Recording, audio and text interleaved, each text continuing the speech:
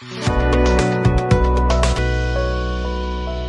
under the Meghalaya film policy, the first movie has been completed. This is a Telugu film shot within 25 days and 100% of the shots or the shooting took place right here in Meghalaya, mostly in Sohra area. And you'll be happy to know that close to 2,000 of our youths, our local boys and girls, were employed during the shooting of this particular film. I'm very happy and I hope that many more such films will come and Meghalaya will become a very popular destination for this.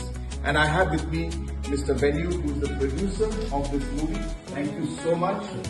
How was the experience? It's been great experience under your leadership and the beautiful people of Meghalaya. We are able to complete a Telugu film of this scale in less than 30 days. Which is actually around 25 days, as you rightly said. So, which is going to be record by itself. And this film is going to be released in Kasi as well. So, and we would like to invite you for a red carpet premiere in Hyderabad.